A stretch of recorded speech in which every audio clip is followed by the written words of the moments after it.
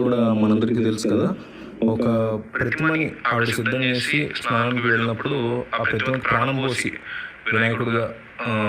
ప్రాణం పోసి ఒక ఒక మానవ రూపం లాంటిది దేవత రూపం ఇచ్చి ఆవిడ స్నానానికి వెళ్ళినప్పుడు ఆ తర్వాత వచ్చినటువంటి శివుడితో వినాయకుడు జరిగినటువంటి కాన్ఫ్రంటేషన్లో ఆయన తల నరకడం, ఆ తర్వాత పార్వతీదేవి వచ్చి చూసిన తర్వాత తట్టుకోలేక తన భర్త మీద ఆమె చాలా కోపగ్రస్తురాలు అవడంతో ఆ తలకాయ ఒక ఏనుగు తలకాయని తీసుకొచ్చి పెడతారు. దాంతో వినాయకుడు మనకు చాలా ఫేమస్ గాడ్. సో ఆ తర్వాత కొన్నాళ్ళకి వినాయకుడి యొక్క పుట్టినరోజుని శివుడు, పార్వతి, ఈ ముల్లోకాలు అందరూ కూడా చక్కగా ఒక పండగ వాతావరణం లాగా చేసుకున్నటువంటి తరుణంలో అనేక మంది దేవీ దేవతలు అందరూ వచ్చి శివుడికి, పార్వతికి ఈ రకమైనటువంటి వినాయకుడు జన్మించాడు, ఆయనకి ఈ రకమైనటువంటి తలని అమర్చారు అనే విషయాన్ని తెలుసుకోవటం, ఆ పండగలో అందరూ ఉండడం, అందరూ పార్టిసిపేట్ చేయడం ఎంత జరుగుతున్నటువంటి సమయంలో వినాయకుడు ఎక్కువగా కుడుములు, ఉండ్రాలు ఆయనకి ఇష్టమైనవన్నీ భుజించి ఎక్కువగా ఆ కుడుములు ఇవన్నీ కూడా తినేయడంతో ఒక్కసారిగా పొట్ట పగిలిపోయింది అని చెప్తారు. అట్లా జరగడాన్ని చూసి చంద్రుడు ఒక్కసారిగా అక్కడ వచ్చినటువంటి చంద్రదేవుడు ఒక్కసారిగా పగలబడి నవ్వాడని, అప్పుడు పగిలిపోయేంత తిన్నాడు, అంత పెద్ద పొట్ట ఉందనేసి ఆ చంద్రుడు నవ్వడం,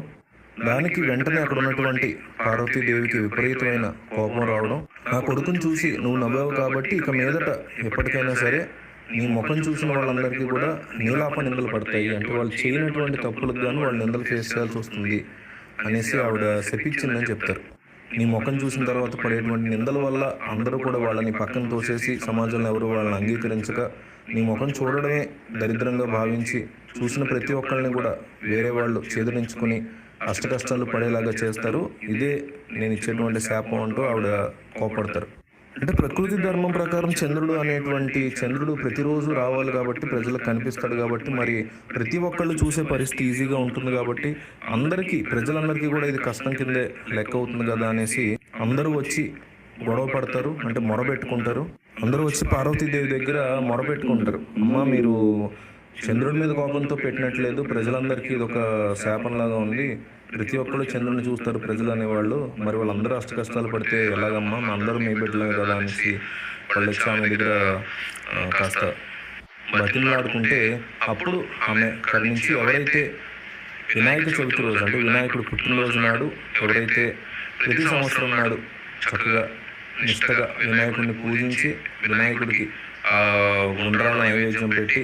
అవన్నీ కూడా సెలబ్రేట్ చేస్తారు, వాళ్ళు ఆ ఏడాది పొడుగుతా కూడా చంద్రుని చూసినప్పుడు వాళ్ళకి ఎటువంటి నిలాపనలు రావు కాక అలా ఉండకుండా ఉంటుంది అనేసి ఆమె ఒక క్లాజ్ పెడతారు. అలాగే కృష్ణుడు కూడా ఒకప్పుడు ఈ సమంతకమణి స్టోరీకి సంబంధించి కూడా ఉంటుంది. కృష్ణుడు దొంగలించకపోయినా కృష్ణుడు దొంగలించాడు అనేసి అందరూ నిందలేస్తారు. చూస్తే ఆయన ఒక ఆవుకు సంబంధించి పాలు తీసుకున్నప్పుడు పాలు పితుక్కున్నటువంటి సమయంలో ఆ గిన్నెలో ఉండేటువంటి ఆ చంద్రుడి ప్రతిబింబాన్ని చూడటం వల్ల నిందలు పడ్డాయని కృష్ణుడు కూడా తెలుసుకుంటాడు. అట్లాగే ఆయన కూడా వినాయక చవితి పూజ చేశాడని ఇదంతా కూడా హిందూ మిథాలజీ నుంచి వచ్చినటువంటిది, హిందూ పురాణాల నుంచి వస్తుంది. చాలా మంది